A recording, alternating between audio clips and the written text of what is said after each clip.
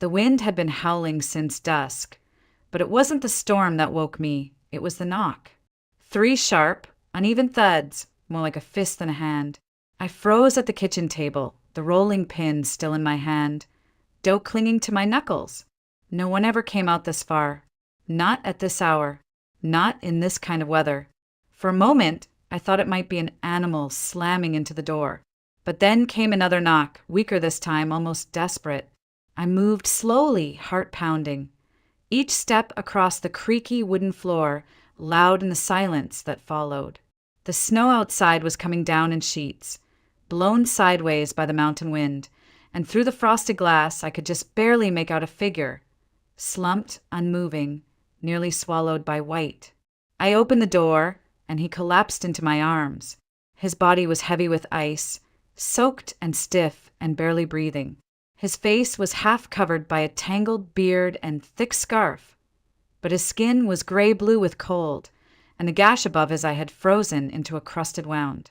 I dragged him inside with effort I hadn't known I still had, laid him near the fireplace, and stoked the flames higher.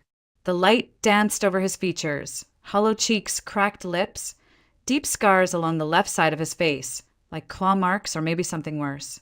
I didn't ask who he was. Not yet. First came water, then blankets, then silence, as the storm held around the cabin like a beast at the door. He didn't speak, just stared, dazed, shivering despite the warmth. When I finally offered him a cup of hot tea, his hands trembled too hard to hold it, so I held the cup for him. He drank slowly, then whispered, "Thank you." And I noticed something strange. His voice, hoarse as it was, felt familiar, like the echo of a song I'd once known by heart but forgotten long ago.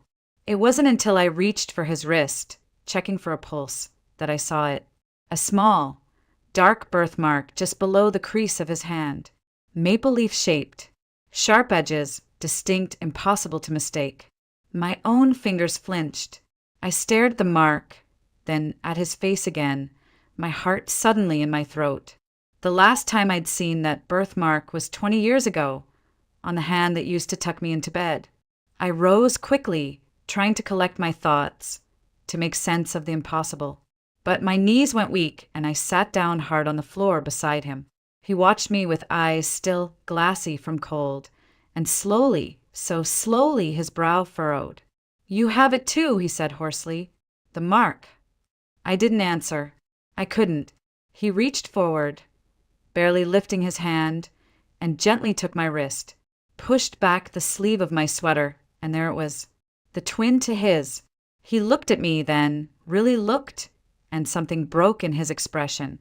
He opened his mouth, but no words came out, just a trembling breath and a single name. "Tessa!" I didn't remember standing up. I didn't remember running for the bathroom, locking the door behind me, sinking to the cold tile floor as my hands trembled against my mouth. I didn't even cry. Not yet, because somewhere deep in my chest, a dam had cracked, and the water was still rising. Outside, the storm raged on, but inside, something colder had just been thawed, a name I hadn't heard in 2 decades, spoken by the last voice I ever expected to hear again. My father had found me. I used to believe that starting over meant a clean slate, a new apartment, a paycheck, a window with real sunlight. After aging out of the system, I'd worked hard, never missed a shift, and when the county finally approved my housing application, I thought maybe that was it. My new beginning. A 1-bedroom apartment on the 5th floor of a faded brick building in Missoula. It wasn't much, but it had a lock I owned, a small kitchenette, and a window that overlooked a maple tree that turned gold every October. I bought a ficus at a garage sale, sewed my own curtains, cooked cheap meals with care. That place, small and peeling, became mine. And then I met Nancy Holloway. It was during Sunday service. I didn't go to church often, but that morning, something had drawn me in. She was sitting alone in the last pew, dressed in a wool coat too thin for the season, her gray hair tucked neatly into a bun. She smiled when I sat beside her, gentle and warm. We exchanged pleasantries, and by the time we walked out together into the parking lot, she was wiping a tear from her eye. Her son, she said, had been laid off. They were staying with a distant cousin who was sick and yelling through the night. No rest for him. Poor boy, she sighed. He works so hard, but it's never enough these days.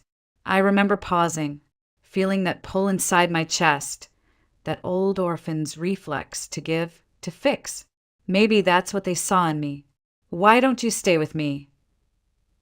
I said before I could think better of it, just for a little while, until you sort things out. Her eyes widened. She gripped my hands with both of hers.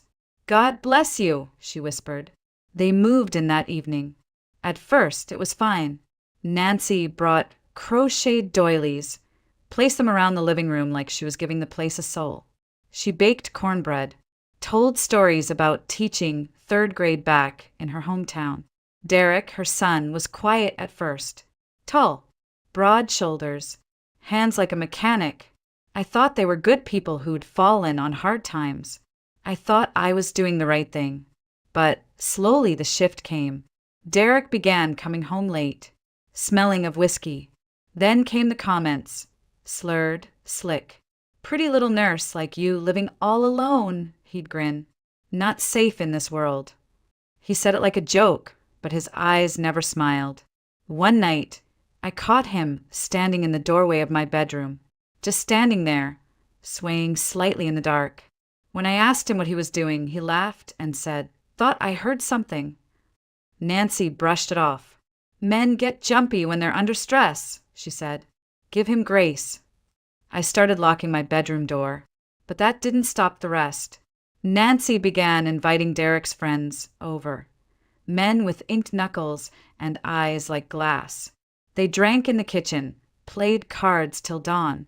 One of them passed out in the hallway, blocking my way to the bathroom. When I brought it up, Nancy only sighed. "Tessa, sweetheart, you used to be so generous. What's happened to your heart?" The guilt twisted deep. I didn't want to be unkind. I didn't want to be like the foster homes that had turned me away for less. But one night, Derek cornered me in the hallway. He reeked of beer and stale cigarettes. Slurred something about making it work. And when I tried to push past him, he grabbed my arm, tight, fingers digging in like claws. "Come on, girl. You owe us something, don't you?" I managed to twist free, locked myself in my room, shaking as he muttered threats outside the door for hours. The next morning, Nancy acted like nothing had happened. "Boys will be boys," she chirped, flipping pancakes. "You just need to learn to get along." That was when I knew. I wasn't a guest anymore. I was a prisoner, and I had no idea how to get out. I waited weeks for things to get better. Hoped, stupidly, that it was all just a bad phase, that maybe if I smiled more, kept quiet, paid the bills on time, they'd go. But they didn't. They stayed. They multiplied. Derek brought in more of his friends. Strangers who slept on the floor, tracked mud into the kitchen, shouted at the TV at 3 in the morning. I was down to locking everything, my bedroom, the fridge, even my purse. My apartment smelled like sweat and cigarette smoke, like something spoiled beneath the wallpaper. I could barely recognize it anymore. When I finally confronted Nancy, when I told her this wasn't what we'd agreed on, that I needed them to start looking for their own place, she just blinked at me. Then her mouth curved into a slow, patronizing smile. "Oh, Tessa," she said sweetly, "you really think this is still yours?" Her words landed like ice. That evening, I came home from my shift and found Derek waiting. He wasn't drunk. That was the worst part. He was stone sober, clean shirt, calm voice. The apartment was quiet, and for a moment I thought maybe this was the moment they finally heard me. Instead, he stepped forward, fast and silent, and shoved me against the hallway wall. His hand wrapped around my throat. My feet left the ground for a second. I couldn't breathe. I couldn't think. "You want to kick us out?" he whispered. "After all we've done for you?" I clawed at his wrist, panic flaring in every limb, but he was too strong. His eyes were empty. No rage, no heat, just vacancy, like he wasn't even there. And then, as quickly as it started, he let go. I dropped to the floor, coughing, blinking through tears. He knelt beside me. "You're gonna stay quiet," he said, brushing a strand of hair from my face with mock tenderness. "You're gonna go to work, come home, and keep this place running. No police. No fuss. Understand?" I didn't answer. I couldn't. "That's better," he muttered, standing and walking away like nothing happened. I stayed there on the floor for a long time, feeling my heartbeat in my throat. From that day on, I moved through my own life like a ghost. The apartment was theirs now. They'd taken my keys, my bank card, even my silence. And I let them, because I didn't see another way. Except the hospital, the only place they didn't follow me. I started staying longer after my shifts, volunteering for extra hours just to be anywhere else. I lost myself in the rhythm of care, med charts, pill trays, the soft click of rubber soles on tile floors. It was the only space that still felt real. That's where I met her, Catherine O'Hara. Room 312. Admitted with a minor heart attack and an air of unshakable dignity. She had silver hair pulled into a tidy bun and eyes that missed nothing. She called me dear, but there was steel in her tone. The first time I checked her vitals, she looked at me and said, "You walk like someone afraid of being watched." I froze. She smiled gently. "Don't worry. I've walked that way too." We spoke in snatches between doses and tests and the background hum of machines. She asked nothing directly, but every glance felt like a question. I found myself lingering longer in her room, grateful for her calm. She reminded me of something I hadn't known I missed, the kind of woman who held everything together without ever needing to raise her voice. One afternoon, as I was changing her for, she said, "I have a cabin in the mountains. My family doesn't use it anymore. Just sits there empty. Needs someone to breathe life back into it." I didn't understand. "Come live there," she said simply. "You need a place. I need someone to keep it warm." I stared at her, stunned. "I'm not offering charity," she added. "I'm offering shelter. That's different." Something in me cracked. I wanted to say no. I wanted to believe I still had pride, a plan. But the truth was, I had nowhere else to go. And for the first time in months, I felt a flicker of something dangerously close to hope. I didn't leave right away. I couldn't. There were details, small, invisible threads I needed to sever before I could slip free. I began packing slowly in secret. One family photo, my nursing license, a notebook with pressed leaves I'd collected as a kid. I wrapped them in scrubs and hid them inside a drawstring laundry bag. Every shift at the hospital, I brought something out, a piece of me, stashed in a locker, entrusted to the shadows. I never took too much at once, just enough to matter. Catherine was discharged 2 weeks later. Her son drove up from Bozeman to pick her up in an old Chevy that smelled like pine and pipe smoke. He looked like a man who worked with his hands and didn't speak unless he had to. I met them outside the staff exit, just after sunset, my canvas bag pressed to my chest like a life raft. No goodbys, no notes, no forwarding address. The city peeled away behind us, streetlights fading like dying fireflies. As we climbed into the mountains, the world grew quiet, blanketed by snow and evergreens. The road wound higher, narrower. My phone lost signal somewhere past the second hairpin turn. I didn't mind. It felt like shedding skin. We arrived at the cabin well past midnight. It wasn't much, a single-story log structure with smoke-blackened eaves and shuttered windows. But it stood solid, framed by tall pines and moonlight. Catherine handed me a heavy keychain with only 3 keys and said, "It's all yours now. Feed the stove. Watch the pipes. Don't be afraid of the silence." Then she hugged me, once, firmly, and left. I stood alone in the snow, the key cold in my hand, and realized, for the first time in years, no one knew where I was. Not Derek, not Nancy, not even my supervisor at the hospital. Just me, the trees, and the sound of the wind shifting through the branches. Inside, the air was cold but dry, smelling of cedar and dust. I built a fire with trembling hands. fed the stove with wood stacked neatly by the hearth.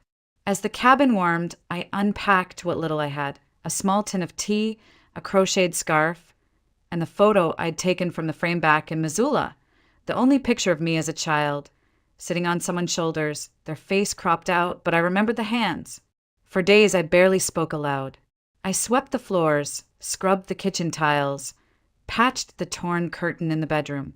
I cooked simple meals: soup from dried beans, bread with coarse salt and honey. I boiled snow on the stove, hung my laundry beside the hearth. I slept, really slept, the kind of sleep that doesn't come from exhaustion, but relief.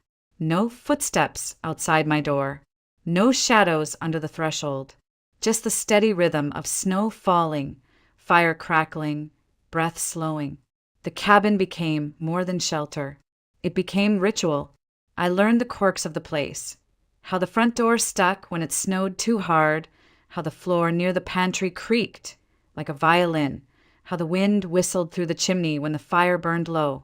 Every morning, I sat by the window with a mug of tea and watched the light stretch across the pines. Every evening, I wrote a line in my notebook, just one. I didn't know what I was writing toward, only that the act itself kept me anchored. Then came the storm. It arrived without warning. The temperature dropped 20 degrees in an hour. Snow came sideways, thick and fast, erasing the world beyond the treeline. I stocked wood, filled the kettle, stacked extra blankets by the hearth. That night, I sat cross-legged on the rug, shaping dough for morning bread when the knock came. 3 uneven thuds, just like before. Only this time it was my door, my life, my rules. I stood slowly, heart rising in my throat, and opened the door to a stranger covered in snow, collapsing into my arms.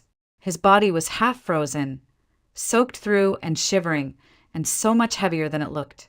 I dragged him across the threshold, door slamming shut behind us as the wind howled outside like a wild animal. The fire hadn't burned down yet, thank God. So I pulled the rug closer, laid him near the hearth, and started peeling off the layers of snow-crusted fabric. His coat was stiff, sleeves torn, boots cracked open at the seams. Underneath, he wore a flannel shirt threadbare at the elbows and pants held together with safety pins. His fingers were raw, frostbitten maybe. I moved on instinct.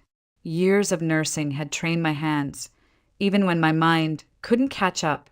Hot towels, wool blankets, a kettle whistling behind me.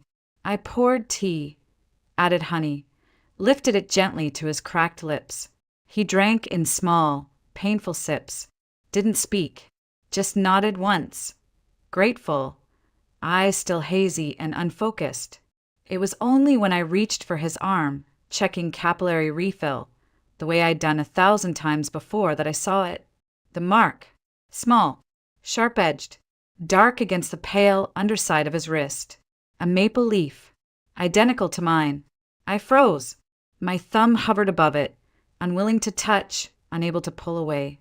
Every part of my brain told me it was a coincidence, a trick of light, but my breath caught in my throat and stayed there. I turned my own wrist over slowly, like in a dream, rolled back the sleeve. There it was, side by side, the same mark. He stirred then, blinking sluggishly, his eyes struggling to focus on my face. A long pause, then his brow furrowed, not in confusion, but recognition, like he was seeing a ghost. "You have it too," he rasped. His voice was low, cracked at the edges, but something in the tone vibrated inside my bones. I didn't answer. I couldn't. He reached out with effort, fingers trembling as he touched my wrist, right where the birthmark bloomed. "My daughter had this," he said softly. "My little girl, she had the same one."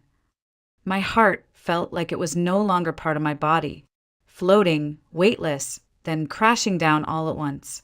I wanted to pull away, scream, run, do anything but sit there and feel the room tilt around me. "What's your name?" I whispered. He swallowed. "Thomas," he said. "Thomas Ward." The room fell silent. Outside, the storm beat against the windows. Inside, the fire popped softly. Somewhere far off, A branch cracked beneath the weight of snow. And in the center of it all, my name broke through his lips again. This time with certainty. Tessa! Everything else vanished. I rose to my feet too fast, knocking over the tin cup.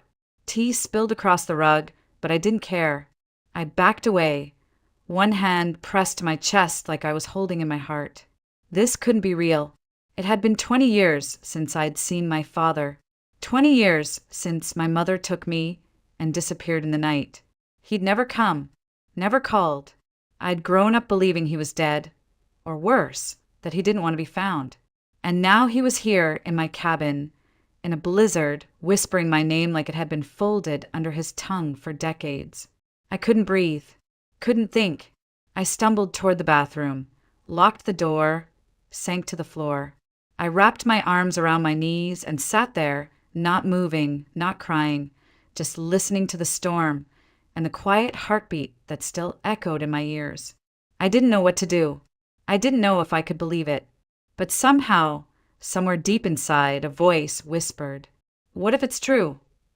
I must have fallen asleep on the bathroom floor, because when I opened my eyes again, the fire had burned low and the cabin smelled like cedar ash and melted snow. My neck ached from the angle I'd curled into, and the tiles beneath me were cold against my cheek. For a moment, I forgot where I was, until I heard the soft scrape of movement in the other room. I stood, slowly, cautiously, opened the door just a crack. He was still there, lying on the couch, tucked under the quilt I'd sewn from old flannel shirts. His breathing was slow but steady and his eyes were closed. On the floor beside him was a small wooden bear. I hadn't put it there. I picked it up. It was rough-hewn simple, standing upright on two legs. Its paws were carved in mid-motion, and the back was sanded smooth but not finished. It looked like something a man might make with idle hands, long nights, and too much silence. And yet, I knew this bear. I'd had one just like it as a child. I remembered its feel in my palm, the way I used to press its tiny ears against my lips when I was scared. I'd lost it during one of our many moves, maybe in a foster home, maybe at the bottom of a box that never got unpacked. "Do you remember that?" His voice croaked from the couch. I turned. He was watching me now, eyes glassy but clear. "I carved it for you," he said. "Back when you were 7. You called him Buttons, even though he didn't have any." I held the bear tighter, the edges of it digging into my palm. "I remember," I whispered. He nodded, like something inside him settled. "I kept it with me," he murmured. "All these years. It was the only thing I had left of you. I wanted to say something, anything, but all that came out was a tremor in my breath. I searched for you," he said, "after your mother left. She didn't say where. No note. No call. I thought maybe she'd gone to her sister's or taken you upstate. I filed reports. Hired someone. No one found anything." He sat up slowly, gripping the edge of the couch for support. Then, 3 years later, someone told me there'd been a fire at a boarding house in Kirov. A child and a woman had died. They thought it might have been you too. The ages matched. The timing. I made myself believe it. His voice cracked. I couldn't keep looking. I couldn't keep hoping. I stared at him, at the man with my birthmark, my bear, my name still soft in his mouth. "We weren't in Kirov," I said quietly. "We were in Vologda. She worked at a small shop. Got sick fast. Cancer. By the time she told me she was dying, it was too late. She never said a word about you." He closed his eyes like the weight of that sentence was too much. "After she died, the state took me in. I asked them to find you. They said they tried, but there was nothing left." We sat in silence, both of us watching the fire struggle to reignite. "I thought you forgot me," I said finally. "I never did," he whispered. Something inside me cracked. I walked to the kitchen, hand shaking, and poured 2 mugs of hot water over dried herbs, set one in front of him, sat down across from him. Neither of us touched the tea. He reached into his coat pocket, pulled out a folded, weathered photo, slid it across the table. It was me, 10 years old, 2 pigtails, a checkered dress, and a smile full of missing teeth. I sat on someone's shoulders, his shoulders. Behind us stood a Christmas tree lit with colored bulbs, crooked and warm. I used to keep this in my toolbox, he said. Looked at it whenever the world got too loud. I swallowed the lump in my throat. There were so many times I needed you, I whispered. And you weren't there. I know, he said, and I'll never stop being sorry for that. But there was no anger in me anymore, just grief, old and soft and aching. Maybe that was the beginning of forgiveness. We didn't speak much after that night. The silence between us wasn't cold, but cautious, like walking on a frozen lake, not sure how deep the cracks ran. We moved carefully around each other. I mended one of his shirts. He res-tacked the woodpile. There was comfort in those small tasks. Rituals, almost. But I knew something weighed on him.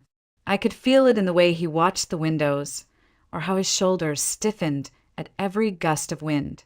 On the third morning, I found him outside, staring into the treeline. He hadn't shaved. His scarf hung loose around his neck, and the air turned his breath into clouds. "They'll come looking for me," he said without turning. "Who?" I asked. He hesitated, then ran a hand through his beard. "People who don't forgive mistakes." I waited. He finally spoke, slowly, carefully, like each word cost him something. "About a month ago, I found something I wasn't supposed to find. Buried under an old cedar tree outside of Ironside. Thought it was just junk metal at first. A weathered tin case with rusted edges. Inside were documents, cash names, lots of names." He looked at me then, eyes sharp despite the fatigue.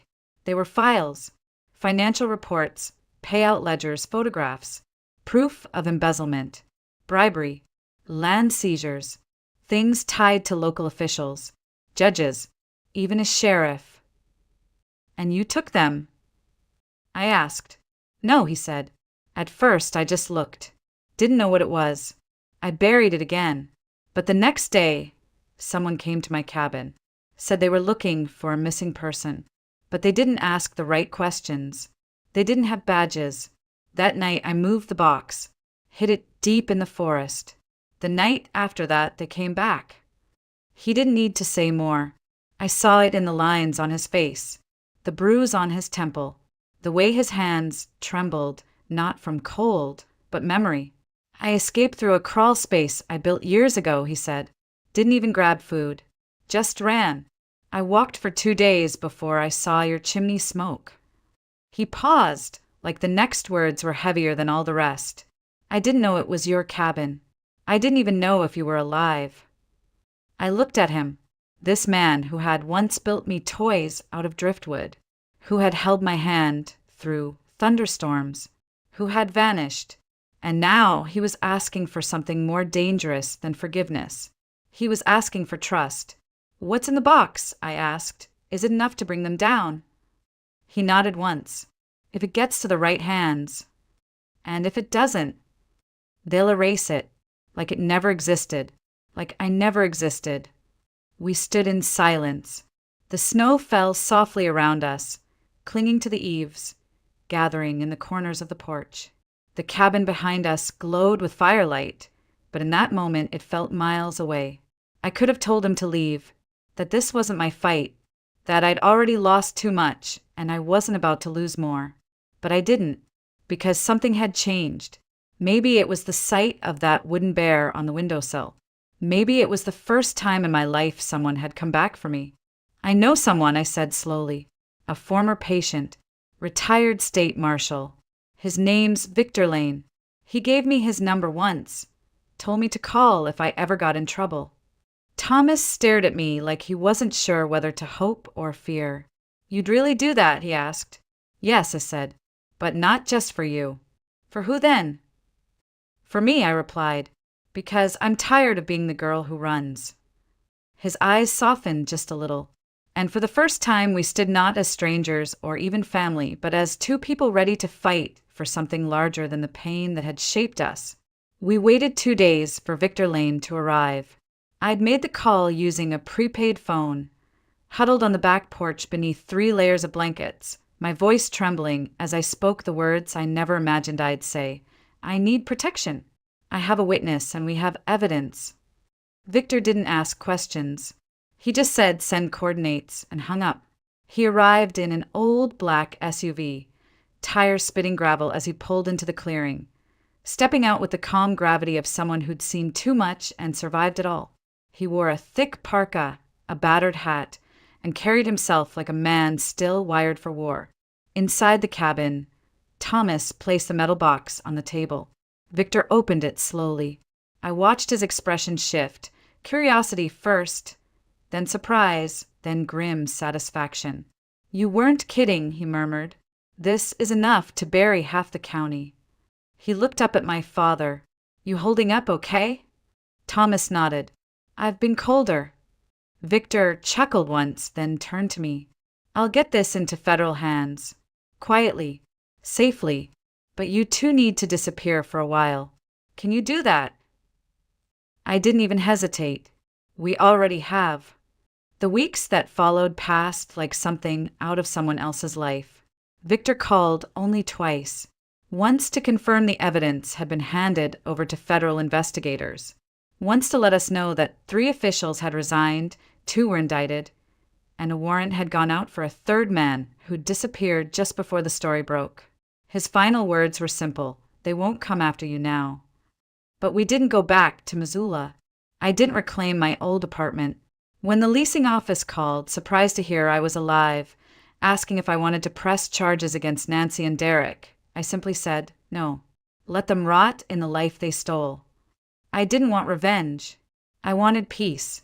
Instead, I stayed at the cabin with my father. We fixed the roof together, replaced broken pipes, repainted the shutters a warm slate blue. I taught him how to make sourdough. He showed me how to build snares and gut fish. In the evenings, we played chess or read aloud from tattered paperbacks we found in an old crate under the stairs. There were still hard days. Memories didn't vanish just because justice had been served. Sometimes I'd wake in the middle of the night, breath caught in my throat, sure someone was outside. Thomas would light the stove and make tea, and we'd sit in silence until the ghosts passed. But little by little, the fear receded, and in its place, something softer began to grow. One morning, I stood by the window and watched snow fall across the pines. Thomas was outside, chopping wood, sleeves rolled, humming a tune I hadn't heard since childhood. I touched the maple leaf birthmark on my wrist, the same one he had, the same one I used to hate. Now, I traced it with my thumb, like a tether to something finally whole. Later that spring, I applied for a nursing license in Montana. The local clinic had an opening. The pay wasn't great, but the view was spectacular, and the patients called me Miss Tessa with the kind of warmth that made it feel like home. Thomas began carving again. Bears mostly, owls, a moose once that turned out too lumpy, and we laughed about it for a week. He sold them at the farmer's market down in Helena, where people loved the idea of wilderness art made by an old hermit with kind eyes. And sometimes, just sometimes, we told people the truth, that we were father and daughter, that we'd lost each other once a long time ago and somehow found our way back. In the middle of a snowstorm, at the edge of the world, with nothing left but a fire and a name spoken like a prayer. Tessa. He still says it like that, like he's surprised I'm real. And every time he does, I smile, because I am.